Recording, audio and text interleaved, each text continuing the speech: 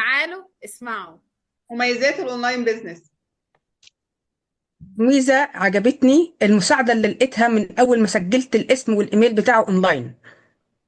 احسن ميزة في البيزنس اونلاين ان انت لما عملت الاشتراك وكان ينفع اخد فلوسي تاني لو ما كانش عجبني او ما كملتش في خلال 30 يوم.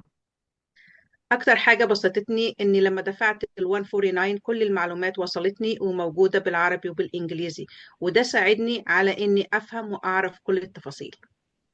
لما قررت ان انا اعمل مكالمة الكوتشنج كول كانت الكوتش بتتكلم عربي زيها زيي. مش كده كمان، مش كده بس، لكن شرحت لي كل حاجة بالتفصيل وجاوبتني على كل الأسئلة اللي عندي، وكمان ساعدتني في ان انا اختار البلانز اللي انا هبدأ بيها. لما وصلني الورق عشان أملاه لقيته قانوني و24 دولة مأيداه.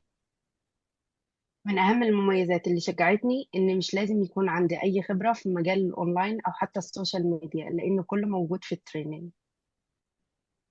اول ما اتفتح التريننج لقيته سهل وبسيط ومترجم لكل اللغات. وكمان لو مش عارفه اي سؤال بقدر اسال فيها الكوتش والمنتور.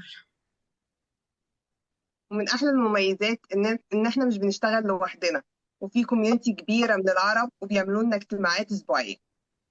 مش كده وبس، عندنا ماستر مايند كل اسبوع بيعملوها لنا الليدرز عشان يعرفونا كل ما هو جديد في عالم البيزنس اونلاين والسيستم.